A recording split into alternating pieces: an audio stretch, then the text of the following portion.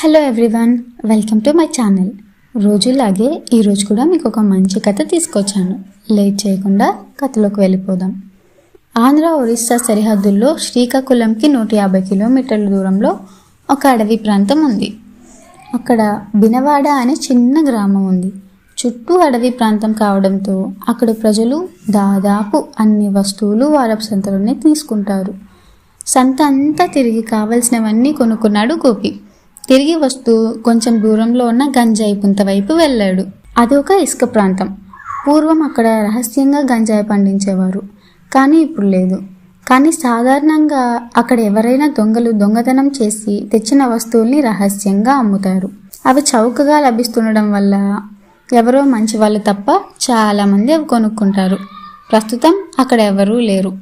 కాసేపు చూశాడు గోపి. ఇక వెళ్ళిపోదాం అనుకుంటూ ఉండగా ఒక నడి వయసు వ్యక్తి ఒక మంచాన్ని భుజం మీద పెట్టుకొని వస్తున్నాడు. అతని గోపిని చూసి, అయ్యా, ఇది చాలా పాత టేకు మంచం. మీరు ఎక్కడ కొన్నా 10,000 కన్నా ఎక్కువే ఉంటుంది. ఇది గంజం దగ్గర ఒక గ్రామం నుండి దొంగలించి తీసుకొచ్చాను. ఎంత ఇస్తారో ఇవ్వండి అన్నాడు. మంచం చూడగానే సంతోషం వేసింది గోపికి. తాను ఎప్పటి నుంచో ఒక మంచాన్ని కొనాలి అనుకుంటున్నాడు. కాబట్టి అతనికి కొంత డబ్బులు ఇచ్చి ఆ మంచాన్ని తీసుకున్నాడు. వెళుతూ, నీ పేరేంటి అని అడిగాడు గోపి. నా పేరు ఏదైతే ఏందిలేండి, అందరూ తాతాజీ అని పిలుస్తారు అన్నాడు ఆ వ్యక్తి. అలాగే వెళ్ళొస్తా తాతాజీ అని నవ్వుతూ సెలవు తీసుకున్నాడు గోపి. ఆ చుట్టుపక్కల ప్రాంతంలో ప్రతి గ్రామంలోనూ ఉన్నట్టే ఆ బినవాడ గ్రామానికి కూడా ఒక మంత్రగాడు, అతని పేరు మారయ్య. ఆ ఊరి వాళ్ళందరూ ఏ సమస్య వచ్చినా ముందు అతని దగ్గరికి వెళ్ళి వస్తారు. తర్వాతే డాక్టర్ దగ్గరికి వెళ్తారు. తలుపు కొట్టాడు గోపి. ఏం కావాలి సామి, పొద్దున్నే వచ్చావు అని తలుపు తీస్తూ అన్నాడు మారయ్య. చెప్తాను విను. మా ఇంట్లో ఒక మంచం ఉంది, అది మాట్లాడుతోంది అని కళ్ళు పెద్దవి చేస్తూ చెప్పాడు గోపి. గంభీరంగా చూశాడు మారయ్య. ఏంటి, మంచం మాట్లాడుతుందా అని నవ్వుతూ అన్నాడు ఆ వ్యక్తి. అవును స్వామి, నువ్వు విన్నది నిజమే, మాట్లాడుతోంది, మూలుగుతోంది, ఏడుస్తుంది కూడా అని ఇంకా బిగ్గరగా చెప్పాడు గోపి. అలాగే, ఆ మంచం కొని ఎంతకాలం అయింది, ఎక్కడ కొన్నావు అని అడిగాడు మారయ్య. అంతా చెప్పాడు గోపి. నేను కొన్న తర్వాత కొన్ని రోజులు బాగానే ఉంది. 2 రోజుల నుంచి రాత్రి పడుకునేటప్పుడు అర్ధరాత్రి మూలుగుతూ ఏడుస్తూ ఉంది. ప్లీజ్, దయచేసి నన్ను వదిలిపెట్టు, నేను రాలేకపోతున్నాను, దయచేసి నన్ను వదిలిపెట్టు అని మరీ అంటోంది. దాదాపు ఏడుస్తున్నట్టు అన్నాడు గోపి. ఇదేదో పెద్ద విషయమే, నేను గతంలో ఇలాంటివి విన్నాను. నువ్వు భయపడకు, నేను ఈరోజు రాత్రి మీ ఇంటికి వచ్చి ఆ మంచం మీద పడుకుంటాను అన్నాడు మారయ్య. అమ్మయ్య అనుకుని ప్రశాంతంగా ఇంటికి వెళ్ళాడు గోపి. మాట ఇచ్చినట్టే ఆ రాత్రి గోపి ఇంటికి వెళ్ళాడు మారయ్య. అప్పటికే మంచాన్ని ఇంటి వెనక పాకలో వేసి ఉంచారు. దోమల తెర కట్టుకొని అక్కడే పడుకున్నాడు మారయ్య.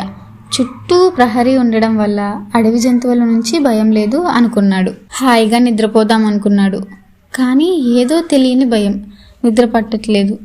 అయినా అలాగే పడుకున్నాడు. అర్ధరాత్రి అయ్యింది. ముందు రోజు వర్షం కురవడం వల్ల చుట్టూ కప్పలున్నాయి. బెకబెక అంటూ అరుస్తూనే ఉన్నాయి. నిమిషాలు గడుస్తున్నాయి. హఠాత్తుగా తన చెవులను తాకుతున్న చిన్న మూలుగు, చిన్నగా ఎవరో ఏడుస్తున్నట్టు తెలుస్తోంది. అది క్రమక్రమంగా పెద్దగా అవుతుంది. ఆ మూలుగు తన తలగడ నుంచా దుప్పటి నుంచా అని సందేహం వచ్చి అన్నీ తీసేశాడు. అయినా వస్తుంది. సన్నని ఏడుపు. తన శరీరం వణకడం ప్రారంభించింది. చుట్టూ నిశ్శబ్దం. క్రమక్రమంగా చిన్నగా మాటలు వినిపిస్తున్నాయి. దయచేసి నన్ను వదిలిపెట్టు, నేను మోయలేకపోతున్నాను అంటూ అరుపులు వస్తున్నాయి. ఎవరు నువ్వు, నువ్వెవరు, నాకు చెప్పు అని ధైర్యం చేసి అడిగాడు మారయ్య. నేనెవర్ని అదే మాట మళ్ళీ వినిపిస్తోంది. మరింత భయం పెరిగింది మారయ్యకి. నిన్ను విడిచిపెడతా, నాకేమిస్తావు మళ్ళీ అడిగాడు మారయ్య. ఈసారి కాసేపు ఏడుపు ఆగింది. కానీ చిన్నగా నవ్వు వినిపిస్తోంది. ఆ నవ్వు కూడా చాలా భయంకరంగా ఉంది. నవ్వుతూ, నీకు ఇస్తాను, ఇప్పటి వరకు నీకు లేని గొప్ప శక్తులు ఇస్తాను అని ఆ మంచం అనింది. కాస్త ధైర్యంతో సంతోషంతో మారయ్య, సరే నేనేం చేయాలో చెప్పు అని అన్నాడు. బలి ఇవ్వాలి అని ఆ మంచం చెప్పింది. మారయ్య మొహం ఒక్కసారిగా మారిపోయింది. అవును, బలి ఇవ్వాలి. బలి ఇస్తే నీకు నా శక్తులన్నీ ఇస్తాను అని కొంచెం గంభీరంగా చెప్పింది మంచం. మారయ్య మనసులో ఏదో కీడు శంకిస్తుంది. అది గమనించిన మంచం, నువ్వేమీ చేయనక్కర్లేదు, నేను చెప్పింది చెయ్యి. 2 రోజుల్లో అమావాస్య వస్తుంది కాబట్టి నా బలం రెట్టింపు అవుతుంది. ఆ రాత్రి అయితే 10 రెట్లు అవుతుంది. ఆ సమయంలో ఈ మంచాన్ని తీసుకెళ్ళి అడవిలో ఉత్తరాన ఉన్న మర్రి చెట్టు మొదట్లో ఉన్న పెద్ద శిల దగ్గర వదిలిపెట్టమని చెప్పు. ఆ శిలే నా రూపం, నా నివాసం. మంచాన్ని అక్కడ వదిలిపెట్టి వచ్చేయమను చాలు అంది ఆ మంచం. మరి బలి అన్నాడు మారయ్య. మూర్ఖుడా, చెబుతాను. ఈ మంచం శిల దగ్గరకు వెళ్ళగానే నాలోని శక్తి బయటకు వస్తుంది. ఆ వ్యక్తి నీ బలి తీసుకుంటుంది. ఆ సమయంలో నువ్వు అక్కడ ఉండి అతని బూడిదను గుట్టికి పెట్టుకో, నీకు కావలసిన శక్తి లభిస్తుంది అని వికటంగా నవ్వుతూ చెప్పింది ఆ మంచం. బాగుంది, కానీ ఏదో సందేహం. అతని శరీరాన్ని ఎవరైనా చూస్తే అన్నాడు మారయ్య. నాకు తెలుసు నీ భయం. నేనొక భయంకరమైన దుష్టశక్తిని. నన్ను నిషిక అంటారు. మనిషి రూపమే నాకు దాహం, అతని మాంసమే నాకు ఆహారం, అతని అస్థికలే నాకు అస్తిత్వం, అతని శరీరమే నాకు ప్రాణం. కాబట్టి అతనిలో ఏ భాగమో అక్కడ మిగలదు. రోదనతో కూడిన నవ్వుతో వికటంగా చెప్పింది ఆ మంచం. వినడానికే భయంగా అనిపించింది మారయ్యకి. తన జీవితంలో ఎన్నడూ లేని భయంకరమైన అనుభవం ఇది. కానీ ఇంకా ఏదో అనబోతున్నాడు మారయ్య. నాకు తెలుసు, నీ గుండె శబ్దం నేను వినగలను, నీ మనసులో ఆలోచనలు కూడా నేను వినగలను. నువ్వు కూడా అక్కడే ఉంటావు. నీకు మాత్రం ఎందుకు హాని జరగదు అనే కదా నీ సందేహం. నువ్వు ఒక పని చెయ్యి. ఈ మంచం పట్టడ చివర ఉన్న చిన్న ముక్కని కత్తిరించి దగ్గరుంచుకో. నీకు అదే రక్ష అనింది మంచం. ఈసారి కాస్త ధైర్యం వచ్చింది మారయ్యకు. సరే అని అన్నాడు. చెప్పాగా గోపి, అదొక దుష్టశక్తి. అది నిషిక. నువ్వు ఎల్లుండి రాబోయే అమావాస్య రాత్రి 12 గంటలకి ఆ మంచాన్ని తీసుకొని అడవిలో ఉత్తరాన ఉన్న పెద్ద మర్రి చెట్టు కింద ఉన్న శిల దగ్గర దింపేస్తే చాలు. సమస్య పరిష్కారమైనట్టే. పోతే నువ్వు మాత్రం ఇక మంచం మీద ఇక పడుకోకు, దానితో అస్సలు మాట్లాడుకు అని చెప్పి వెళ్ళిపోయాడు మారయ్య. అయితే ఎల్లుండి ఈ మంచాన్ని వదిలిపెట్టుకోవడం అన్నమాట అనుకున్నాడు గోపి. సరే, అనవసరంగా కొన్నాను అని ముందుగా బాధపడినా అది తననేమి చేయనందుకు సంతోషంగానే ఉంది. సరే, రాత్రి మళ్ళీ మంచం మీద పడుకోకూడదు అనుకున్నాడు. మారయ్య చెప్పినట్టు తాను అస్సలు మాట్లాడకూడదు అని కూడా అనుకున్నాడు గోపి. రాత్రంతా ప్రశాంతంగా పడుకోవడానికి ఎంత ప్రయత్నించినా నిద్ర రాలేదు గోపికి. దృష్టి మంచం మీదే ఉంది. ఇప్పటి వరకు అది తనని ఏమీ చేయలేదు అంటే ఇకపై కూడా చేయకపోవచ్చు. ఒకసారి ప్రయత్నిస్తే పోలా అనుకున్నాడు. నిశ్శబ్దంగా వెళ్ళి మంచం మీద పడుకున్నాడు.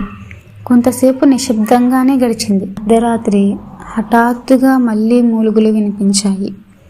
మళ్ళా ఏడుపులు వినిపించాయి. కాసేపు విన్నాడు. ఇక ఉండలేక మాట్లాడేశాడు. ఎవరు నువ్వు అని అడిగాడు గోపి. అంతే, ఒక్కసారిగా ఏడుపు ఆగిపోయింది. చూడు, నువ్వు ఈ మంచం కొని తప్పు చేశానని బాధపడుతున్నావని నాకు తెలుసు. నీ బాధ పోయే మార్గం చెప్తాను అంది ఆ మంచం. గోపి ఆశ్చర్యంతో సరే చెప్పు అని ఆతృతగా అడిగాడు. నువ్వు నన్ను వదిలిపెడితే నీకు అపారమైన నిధి ఉన్న స్థలాన్ని చూపిస్తాను అని అంది ఆ మంచం. కొంచెం సంతోషంతో మరి నేనేం చేయాలి అని అడిగాడు గోపి. బలి ఇవ్వాలి అని ప్రశాంతంగా చెప్పింది ఆ మంచం. ఉలిక్కి పడ్డాడు గోపి. మాట రాలేదు. కంగారు పడకు, నువ్వేమీ చేయనవసరం లేదు. నువ్వు రేపు ఈ మంచాన్ని తీసుకువచ్చే పనిని ఎవరికైనా అప్పగించు. మంచాన్ని శిల దగ్గర వదిలి దాన్నే చూడమను. నేను అతని కళ్ళ ద్వారా అతనిలోకి ప్రవేశించి వాడిని బలి తీసుకుంటాను. ఆ తర్వాత నేను నీకు చూపించే స్థలంలో తవ్వితే అపారమైన నిధి నీకు దొరుకుతుంది. అని నాకు తెలుసు నువ్వేమనుకుంటున్నావు. నువ్వు ఈ మంచం పట్టడ వంచన చిన్న ముక్క కత్తిరించి నీ దగ్గర ఉంచుకో. అది నిన్ను కాపాడుతుంది, లేకపోతే నువ్వు కూడా చనిపోతావు అని అంది ఆ మంచం. సరే, తప్పకుండా అలాగే చేస్తాను అన్నాడు గోపి. గోపి అలా అనుకుంటూ నిద్ర పట్టక బయటికి వచ్చేశాడు గోపి. అంటే మారయ్య తనను బలి ఇచ్చి నిధిని పొందుదామనుకున్నాడనమాట. మనసంతా ఆందోళన. ఏమైనా ఈ రాత్రి మంచం మీద పడుకోబట్టే నాకు నిజం తెలిసింది, లేకపోతే అంతే సంగతులు అనుకుంటూ వణుకుతూ ఉన్నాడు గోపి. గోపి గారి ఇల్లు ఎక్కడండి అడిగాడు రాజు. అవతలి వ్యక్తి ఒక సందు చూపించాడు. ఈ సందులోని ఆఖరి పెంకుటిల్లు అని వెళ్ళాడు ఆ వ్యక్తి. రాజు ఆ ఇంటి వైపు వెళ్ళాడు. చూస్తూనే స్నేహితుడిని పట్టుకొని కుశల ప్రశ్నలు అడిగాడు గోపి. ముందు నేను వచ్చిన పని నీకు తెలుసు కదా, ఆ సంగతి చెప్పు అన్నాడు గోపి. సరే సరే చెప్తాన్రా అన్నాడు రాజు. త్వరగా చెప్పు గోపి, నిజంగానే మంచం మాట్లాడుతుందా ఆతృతగా అడిగాడు రాజు. కంగారెందుకు, నువ్వే చూద్దువు గాని అంటూ పాకులో వేసిన మంచాన్ని చూపించాడు గోపి. ఇదే అని చూపించాడు. నేను నెల రోజుల క్రితం కొన్నాను. కొన్ని రోజులు బాగానే ఉంది, కానీ హఠాత్తుగా ఏమైందో తెలీదు, మాట్లాడడం మొదలుపెట్టింది. చివరకు మారయ్యను అడిగాను. అతను రేపు అమావాస్య అర్ధరాత్రి ఈ మంచాన్ని ఒకళ్ళే వెళ్ళి అడవిలో ఉన్న మర్రి చెట్టు కింద ఒక శిల దగ్గర పెట్టి వెనక్కి రమ్మన్నాడు. అందుకే రేపు ఈ మంచం వెళ్ళిపోతుంది. నువ్వు ఎప్పటి నుంచో దయ్యాలను ఆత్మలను తెలుసుకోవాలని అనుకుంటున్నావు కదా, అందుకే నిన్ను పిలిచాను. రేపు రాత్రి ఈ మంచాన్ని తీసుకెళ్లేది కూడా నువ్వే అన్నాడు గోపి. అవునా, అయితే ఈ రాత్రి ఖచ్చితంగా నేను దీని మీద పడుకుంటాను. రేపు దీన్ని తీసుకెళ్ళి ఆ ప్లేస్కి పంపుతాను అన్నాడు రాజు. కానీ ఇందాకే మారయ్య ఎవరిని పడుకోవద్దని చెప్పాడు కాబట్టి వద్దు అన్నాడు గోపి. లేదు లేదు, నేను పడుకుంటాను అని మొండిగా అన్నాడు రాజు. కానీ రాజా, ఒకటి మాత్రం మర్చిపోకు, నువ్వు ఎట్టి పరిస్థితుల్లోనూ నోరు మెదపకు, విను అంతే, సరేనా అన్నాడు గోపి. అర్ధరాత్రి అయింది. నిద్ర పట్టట్లేదు రాజాకి. ఎలాగైనా మంచం మాట వినాలి అనుకున్నాడు. దూరంగా గుడ్ల ఊపలు అరుస్తున్నాయి. అప్పుడప్పుడు నక్కలు కూడా వినిపిస్తున్నాయి. హఠాత్తుగా మూలుగు అతనిని ఆశ్చర్యపరిచింది. కాస్త చెవులు రిక్కించాడు. ఆ తర్వాత చిన్నగా రోదన, కానీ అది తను అనుకున్నంత ఆహ్లాదకరంగా లేదు. అతని మెదడులోని గుండెలోనూ ఎవరో పిండేస్తున్నట్టు ఉంది. తన స్నేహితుడు ఎట్టి పరిస్థితుల్లోనూ మాట్లాడొద్దని వార్నింగ్ కూడా ఇచ్చాడు. కానీ పదే పదే ఏడుస్తూ అది మాట్లాడుతున్న మాటలు వినలేకపోయాడు. అందుకే అడిగేశాడు భయం భయంగా, ఎందుకు ఏడుస్తున్నావు అని. ఒక్కసారిగా ఆ ఏడుపు ఆగిపోయింది. ఒక ముసలి గొంతు మాట్లాడడం మొదలుపెట్టింది. నువ్వు చాలా మంచివాడివి బాబు. ఇప్పటి వరకు నన్ను ఎవరూ ఇలా అడగలేదు, కానీ నువ్వు మాత్రం నా బాధను అర్థం చేసుకున్నావు. నా బాధను తీర్చగలవా అని అడిగింది మంచం. చెప్పు, తీరుస్తాను అని అన్నాడు. సరే, రేపు నన్ను అడవిలో ఉన్న మర్రి చెట్టు కింద శిల దగ్గర వదిలిపెట్టి వచ్చేస్తారు వాళ్ళు. కానీ అది నాకు ఇష్టం లేదు. ఎందుకంటే దానివల్ల వాళ్ళకి లాభం కలుగుతుంది. కానీ అదే పని నువ్వు చెయ్యి. అలా చేస్తే నేను నీకు శక్తులు ఇస్తాను. ఆ దుర్మార్గులకి ఆ శక్తులు ఇవ్వడం నాకు ఇష్టం లేదు అని నిరాశగా అంది మంచం. సరే, ఏం చేయాలో చెప్పు అన్నాడు రాజు. నిజానికి నన్ను అక్కడ వదిలిపెట్టిన వాళ్ళు అక్కడే చనిపోతారు. అది వాళ్ళకి తెలుసు. అందుకే ఆ పని నీకు అప్పగించాడు గోపి. వింటూనే మనసు ఉడికిపోయింది రాజాకి. నమ్మక ద్రోహం చేసిన స్నేహితుడి మీద విపరీతమైన కోపం. నీ బాధ నేను అర్థం చేసుకోగలను. నీ స్నేహితుడు నిన్ను వంచాడు, కానీ నేను నీకు సాయం చేస్తాను అంది మంచం. సరే చెప్పు అన్నాడు. సరే విను, నువ్వు రేపు మంచం తీసుకొని మర్రి చెట్టు దగ్గర శిల వద్దకు రా. నిన్ను చూడగానే నీ చావు చూడడానికి వాళ్ళిద్దరూ నీ వెనకాల నక్కి నక్కి వస్తారు. వారికి తెలియని విషయం ఏంటంటే అక్కడ ఉన్న వాళ్ళు అందరూ చస్తారు. కానీ ఒక్క పని చేయి, ఆ మంచం పట్టడ అంచున కత్తిరించి నీ దగ్గర ఉంచుకో. అప్పుడు నా శక్తి నిన్ను ఏమీ చేయదు. వాళ్ళిద్దరిని చంపి నువ్వు క్షేమంగా రావచ్చు. పైగా నీకు కొంత శక్తి కూడా వస్తుంది అంది. ఆ శక్తి ఏమిటి అని అడిగాడు రాజు. నీకు బాగా ఇష్టమైనది, ఆత్మలతో మాట్లాడగలిగే శక్తి నీకు ఇస్తాను, సరేనా అని అంది మంచం. సరే అన్నాడు రాజా. తెల్లవారింది. ఈరోజు మంచాన్ని తీసుకెళ్ళడానికి నీకు అభ్యంతరం లేదు కదా అని అడిగాడు గోపి. తప్పకుండా తీసుకెళ్తాను, కోపాన్ని దాచుకుంటూ అన్నాడు రాజా. అర్ధరాత్రి 12 గంటలయ్యింది. అమావాస్య కారు చీకట్లు చుట్టూ దాన్ని కనబడనివ్వడం లేదు. అంత చీకట్లోనూ చిన్న టార్చ్ లైట్ వేసుకొని మంచం నెత్తి మీద పెట్టుకుని నడుచుకుంటూ వెళ్తున్నాడు రాజా. ఊరు దాటాక శ్మశానం దగ్గర ఉన్న మారయ్య వెళ్తున్న రాజుని చూశాడు. ఎందుకు గోపి వెళ్ళట్లేదు అని అర్థం కాక మనసులోనే అనుకున్నాడు.